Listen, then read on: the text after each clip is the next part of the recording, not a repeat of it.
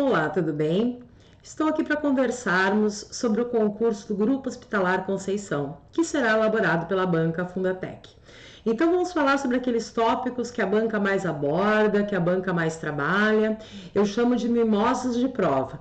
Então a nossa conversa, que começa agora, vai fazer um passeio por toda a parte da língua portuguesa, por todo o conteúdo da língua portuguesa. E claro que o nosso foco vai ser justamente nas abordagens preferidas mimosas pela banca Fundatec. Bom, como foi que eu elaborei esse curso? Eu elaborei de acordo com os parâmetros que me foram passados, né? E com uma pesquisa sobre os conteúdos mais abordados pela Fundatec. Eu coloquei alguns conteúdos, mapas mentais, então eu vou passar a revisão contigo do conteúdo nesses mapas mentais, mas mesmo colocando os mapas mentais, eu também deixei determinados conteúdos por extenso, com vários exemplos, para até que vocês tenham um plus, para que vocês tenham algo a mais na hora do estudo. Então vamos lá, começamos agora o nosso passeio pela língua portuguesa e o nosso passeio pelas mimosas da banca Fundatec. Leitura e interpretação de texto. A banca Fundatec, no universo de 10 questões, pode colocar de 1 a 2 questões de interpretação. Agora, que a questão de interpretação é certeira, isso já sabemos, ela vai estar lá, vai estar te esperando. Quando nós falamos em interpretação de texto, nós temos que ter em mente que nós temos estratégias de leitura.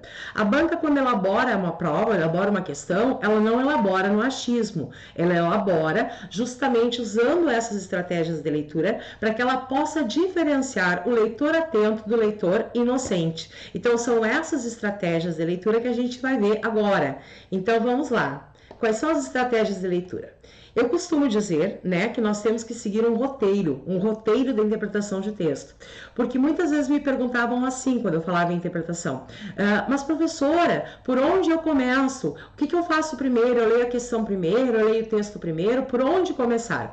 A gente começa seguindo o roteiro, e o roteiro justamente ele vai minimizar a possibilidade de erro e vai te conduzir à alternativa correta. Eu vou passar contigo todo o roteiro e depois eu vou comentar item por item. Se vocês tiverem recursos imagéticos, o primeiro passo é sempre a observação de recursos imagéticos. A Fundatec costuma colocar recursos imagéticos, texto não verbal, já aconteceu. Não é o mais esperado, não é o mais provável, mas já aconteceu sim, de nós termos uma charge numa determinada prova, de termos alguma imagem, então já aconteceu. Mas não é, que fique claro que não é o mais esperado, né? Não é o mais provável, não é o que ela tem por hábito fazer. Então o primeiro passo é, se tivermos recursos imagéticos, nós vamos focar nesses recursos imagéticos. O segundo passo é algo que eu chamo de stalkear o texto. A gente não começa lendo o texto, até porque a gente aí vai aumentar a chance de erro. A gente começa stalkeando o texto. O que é stalkear o texto? É coletar informações que são informações relevantes nisso que nós chamamos de universo textual. E que informações relevantes são essas? Quando nós vamos stalkear o texto, nós olhamos para o título, para o subtítulo, negrito ou itálico e fonte do texto. Fique atento, você não vai ficar assim divagando em cada item, ó título, ó subtítulo, ó negrito ou itálico, ó fonte do texto. Não, você vai realmente stalkear, passar os olhos, né? A gente não costuma stalkear nas redes sociais, por que não stalkear também na hora da prova? Temos que aproveitar isso. Então, nós vamos ver o título, subtítulo, negrito ou itálico e fonte do texto. Após nós stalkearmos o texto, o que a gente faz? A gente vai lá e vai ler o enunciado da questão. Então, antes da leitura do texto, é o ideal ler o enunciado.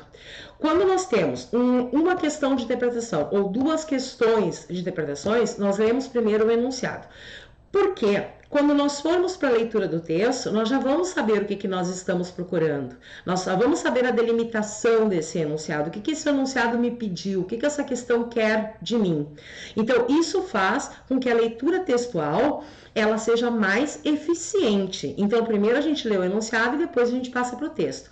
Até porque o enunciado da Fundatec, ele se divide, ele começa explicando algo em relação à questão e lança a delimitação da resposta. Quando eu falo em delimitação da resposta, a gente tem que ficar bem atento, porque muitas vezes nós temos informações que estão contidas no texto, mas não foi aquilo que a questão pediu. E essa jogada é uma jogada muito comum na Fundatec, de nós termos alternativas que trazem informações que estão no texto, mas não foi aquela delimitação do enunciado, então nós temos que ter esse cuidado. Então nós lemos primeiro o enunciado, depois sim nós vamos ler o texto. O que eu sugiro durante a leitura de texto? Que você leia com atenção, né? E aí eu vou falar um pouquinho mais depois. Bom, e cuidar palavras perigosas, tanto palavras que podem aparecer, né, tanto no enunciado quanto na alternativa. Então, no momento que eu estou resolvendo uma questão, eu fiz a minha leitura de texto, eu vou partir para o meu fechamento de questão, né, vou fechar aquela questão de interpretação, eu tenho que cuidar palavras perigosas, palavras que são usadas normalmente para enganar, né, o concurseiro. São palavras que vão tornar uma alternativa incorreta. Já cito quais são elas.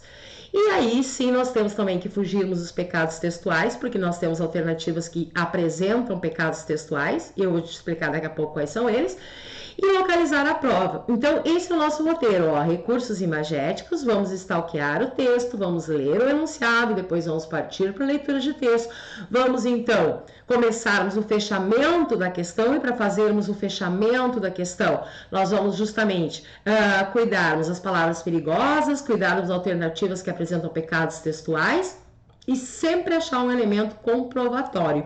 A gente não marca uma alternativa se a gente não puder comprová-la. Nós temos que ter algum elemento que possa comprová-la. Eu posso dizer, tal alternativa está correta porque a prova está na linha tal ou está no título. Me acompanhe.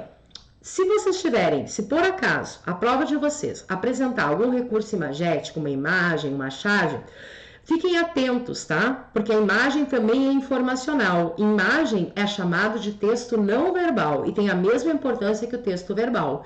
Então, fiquem atentos a esses recursos imagéticos. Vejam a simbologia dentro desse recurso, as analogias dentro desse recurso imagético.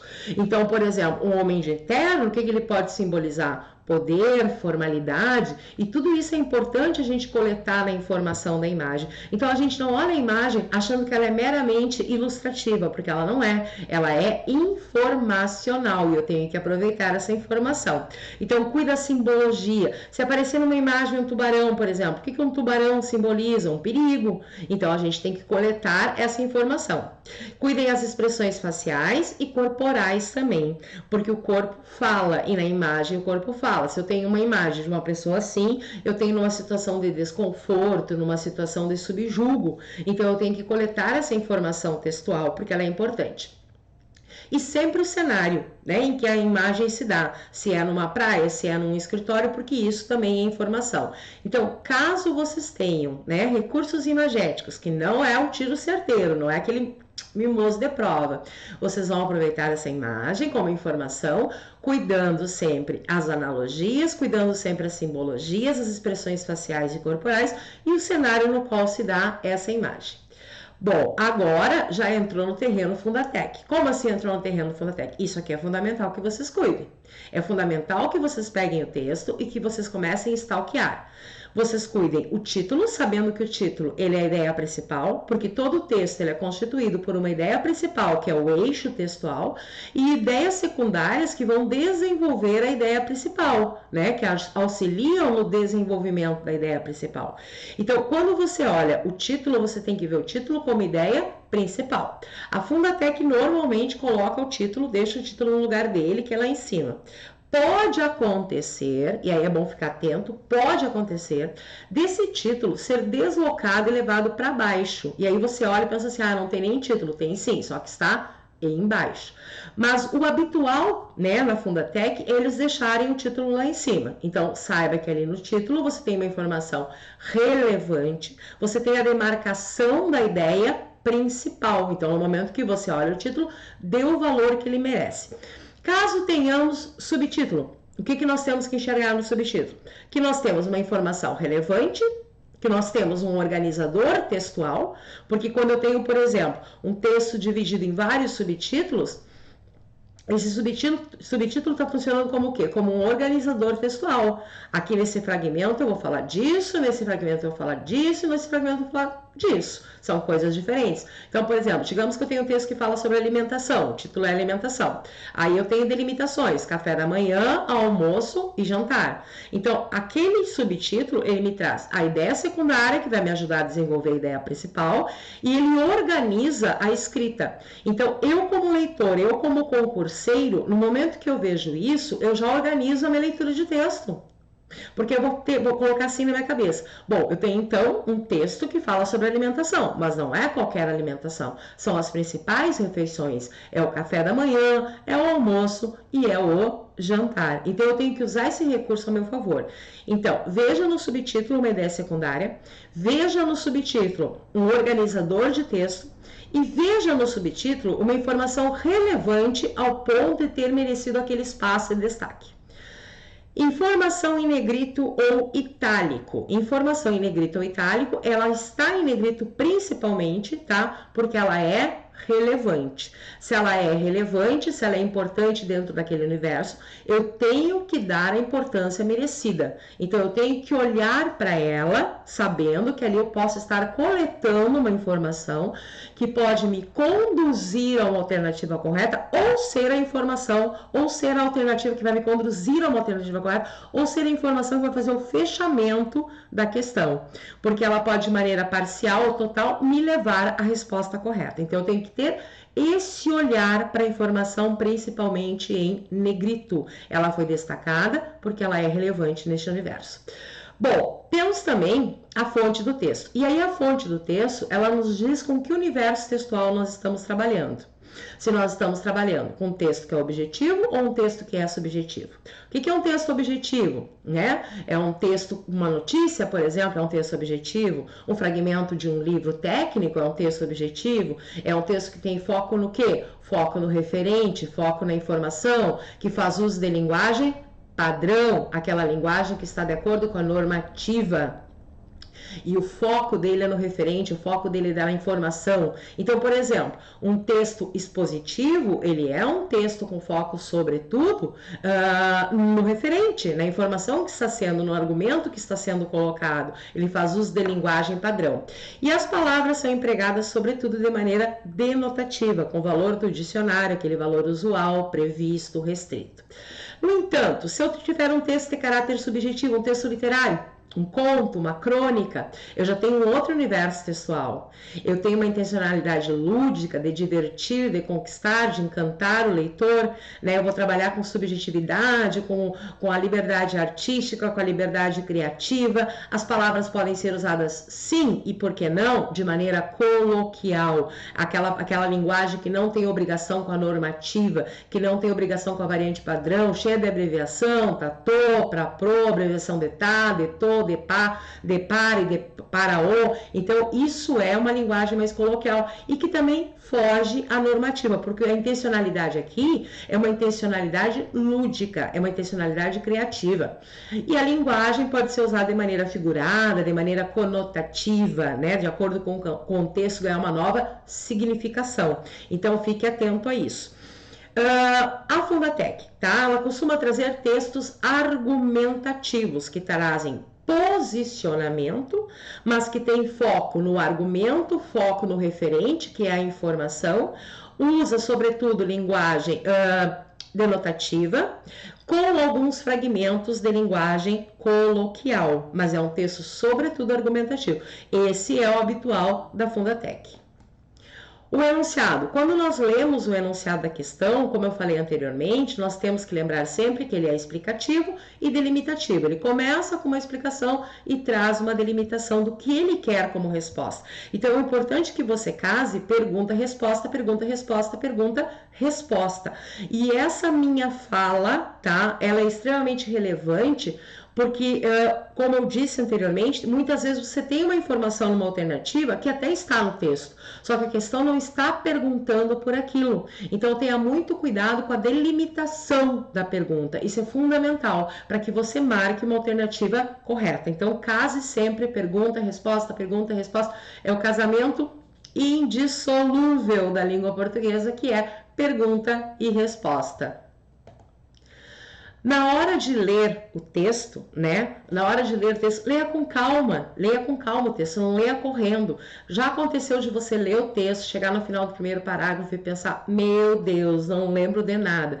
Sempre que isso acontecer, é porque o tempo de leitura foi muito rápido, rápido demais, não deu tempo do cérebro assimilar a informação. Então, leia com pausa, leia com calma.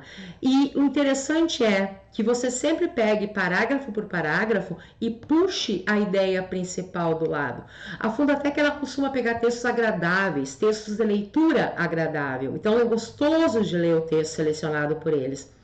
Mas é sempre bom a gente ter alguns cuidados. E um dos cuidados que eu sugiro é que você pegue parágrafo por parágrafo e coloque a informação mais relevante dentro daquele parágrafo.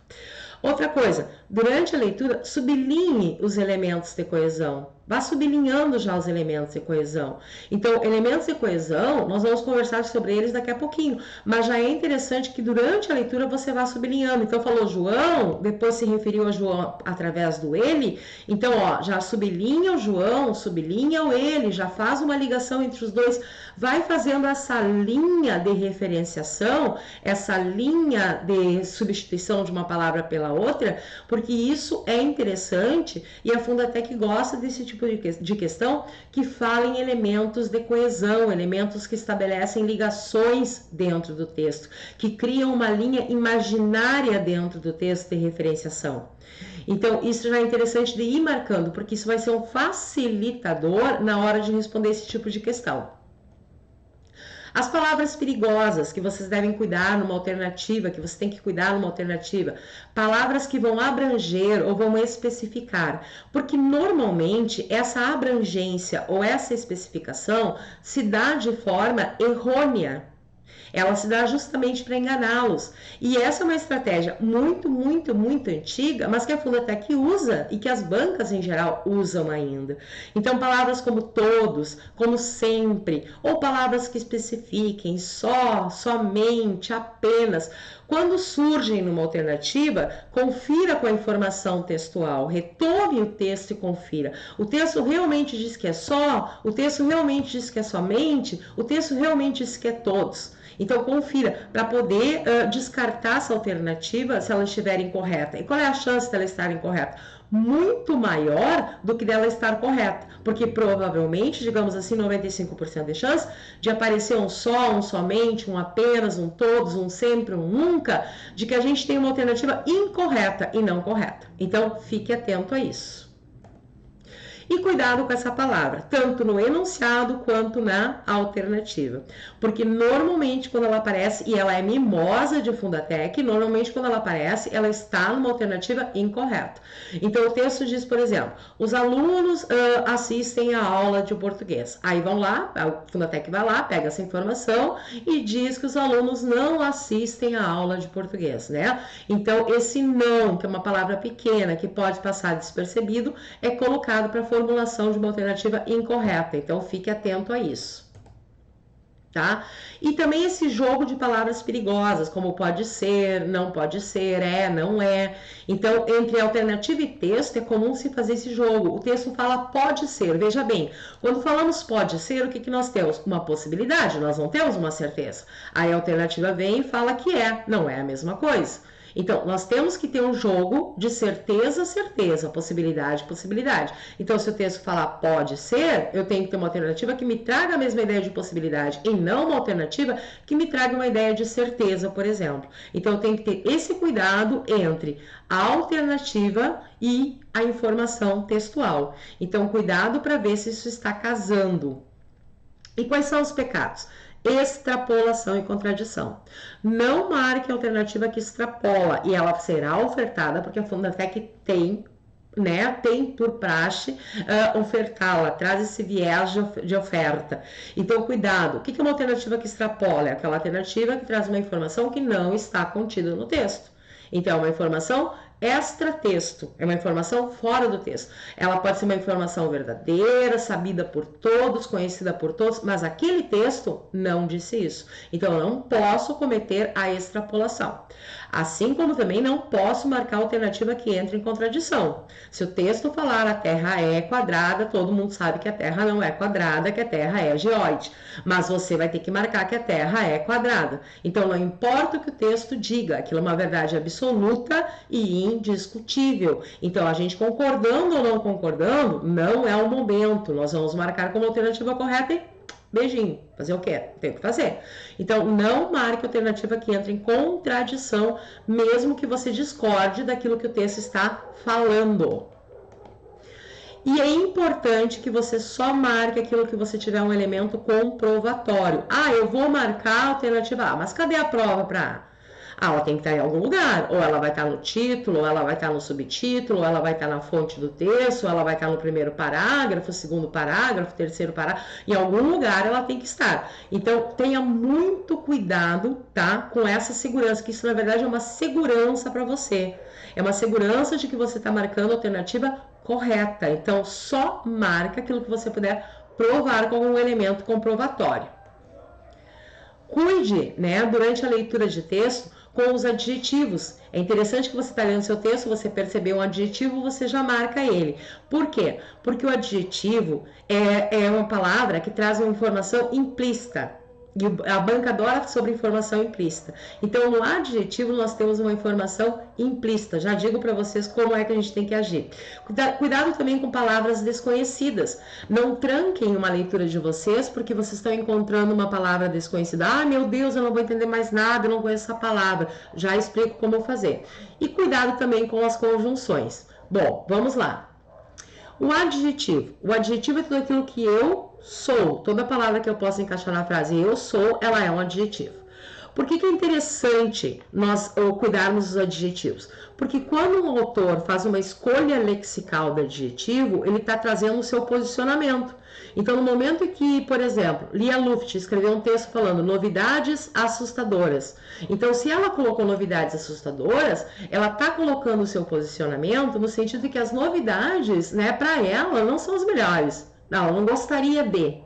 Agora, se ela gostasse dessas novidades, se ela apreciasse essas novidades, ela colocaria novidades maravilhosas, novidades estupendas. Então, a escolha lexical, tá, do adjetivo feita pelo autor do texto justamente nos auxilia a percebermos qual é o seu posicionamento em relação àquilo.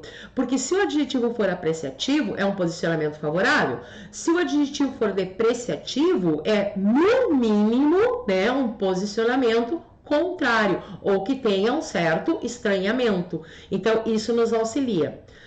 Quando vocês encontrarem uma palavra desconhecida, né, você está lendo o texto lá e encontra uma palavra desconhecida, não tenha medo dessa palavra desconhecida.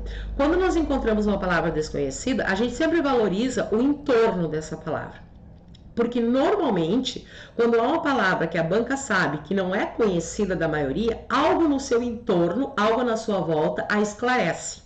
Eles têm esse cuidado. O que a gente chama de entorno? 5 linhas antes da palavra, 5 linhas depois. Então, cuida o entorno daquele vocábulo.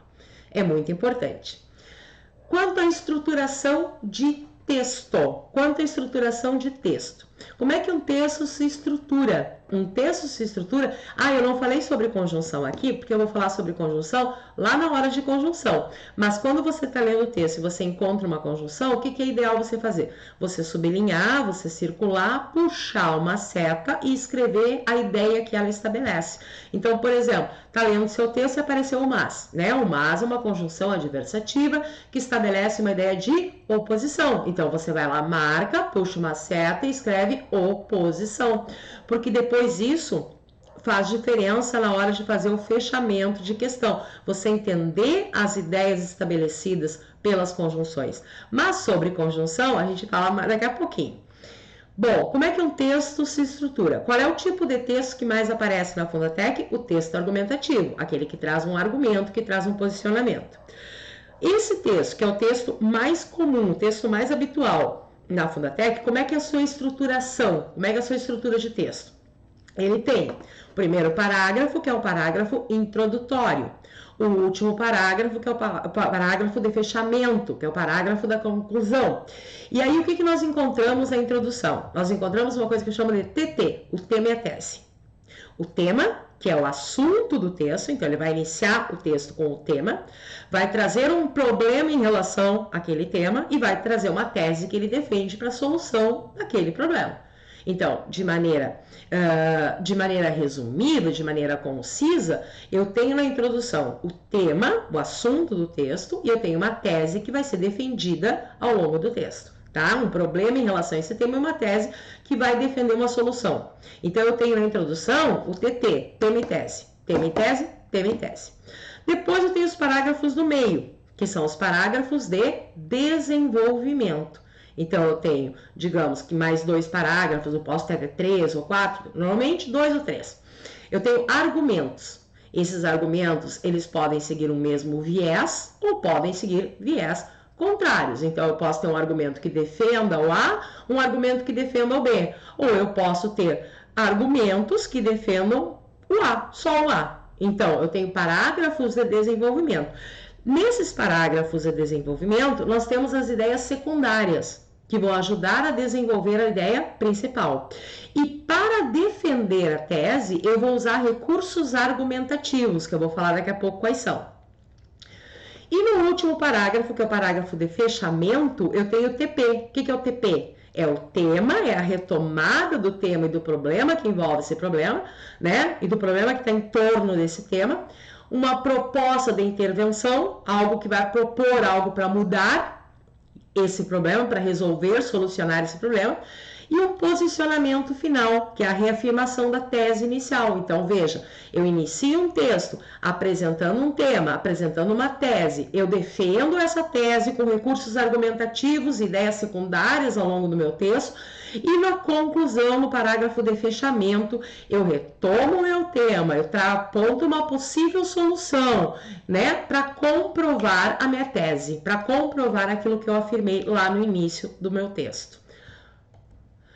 As ideias textuais. As ideias textuais se dividem, como eu já falei anteriormente, na ideia principal, né, que é a ideia que é o eixo textual em torno do qual giram as ideias secundárias, é a ideia fundamental, e fique bem atento que essa ideia principal nós podemos encontrar, olha só quantos lugares nos ofertam, né, a ideia principal. Nós podemos encontrar no título, nós podemos encontrar na introdução, e nós podemos encontrar essa ideia principal aonde mais? Na conclusão. Porque veja bem, quando eu inicio meu texto, eu trago o tema, então eu trago a ideia principal. Quando eu fecho meu texto, eu fecho com o tema de novo, então eu trago novamente a ideia principal. Então nós temos 3 lugares no texto que nós podemos confirmar a ideia principal: título, introdução e conclusão. Então, isso é importante. Bom, as ideias secundárias nós vamos encontrar nos parágrafos do meio, que servem para desenvolver a ideia principal. Então, as ideias secundárias estão nos parágrafos do meio e vão desenvolver. E nesses parágrafos do meio, onde eu tenho as ideias secundárias, eu tenho, sobretudo, os recursos argumentativos. Então, os recursos que vão justamente fundamentar o meu argumento, fundamentar a minha tese sobre o que eu estou defendendo. Bom, nós temos efeito de sentido, nós temos palavras que são usadas e que trazem efeito de sentido. Essas palavras que são usadas e trazem efeito de sentido podem ser de duplo sentido, quando nós, por exemplo, usamos uma palavra ou uma expressão que possibilita diferentes interpretações. Então, eu tenho uma palavra de duplo sentido. Normalmente, o duplo sentido é proposital. Então, eu uso aquela palavra justamente porque eu quero, de maneira intencional, chegar a um objetivo comunicativo. A ambiguidade é quando eu tenho um contexto, né, que sugere mais de uma interpretação. A ambiguidade ela pode ser intencional ou não, dependendo do meu tipo de texto. Ironia é quando eu vou subverter o significado de uma palavra, né? E a ironia também pode ser intencional. Eu vou subverter o significado dentro do contexto. E o humor, quando eu quero provocar o riso. E o humor, sobretudo, ele acontece quando eu tenho a chamada quebra de expectativa. Então, eu tenho um texto que está seguindo uma linha de coerência e aí eu tenho uma quebra de expectativa no final. Isso acontece muito, né, em tirinha, que eu tenho as tirinhas seguindo uma linha de coerência, e na última eu tenho uma chamada quebra de expectativa. Ó, eu coloquei mais exemplos aqui para vocês e definições, tá? Para que vocês tenham mais subsídio, para que vocês tenham um plus. Então, por exemplo, a escolha prudente, ó, Colgate, prudente porque é a melhor e prudente, olha jogo de sentido, ó, porque é prudente. Então, foi intencional, foi uma escolha intencional para atingir o objetivo comunicativo de dizer que a Colgate é a melhor pasta prudente. E aí, ó, prudente. Ambiguidade, disse Gisele, né? Sinto falta da galinha da minha mãe, do peixe do meu pai. Então, é uma frase ambígua. No caso da Gisele, essa ambiguidade me possibilitou mais de uma interpretação, mas não foi intencional. Mas a ambiguidade pode ser intencional, sim. E ela, inclusive, é um recurso que quebra a expectativa e provoca o humor. Então, em textos humorísticos, ela é usada. Então, olha só, o senhor é paciente? Costumo ser. Mas foram 2 horas esperando no calor e sem gibi. A minha paciência se foi faz tempo. Então, justamente a palavra paciente, paciência, cria um contexto de ambiguidade e no caso do texto humorístico é proposital, para provocar o efeito de humor. Mas ela pode não ser proposital e isso causa um texto com problemas, como por exemplo, o irmão de Pedro esqueceu seu livro na escola. Quem esqueceu o livro? Pedro ou o irmão dele? Ana, diga a Paulo que aceita a sua proposta. Quem é a proposta? De Ana ou de Paulo? É ambíguo. Nós não conseguimos saber de quem é a proposta. E isso causa um prejuízo na compreensão textual.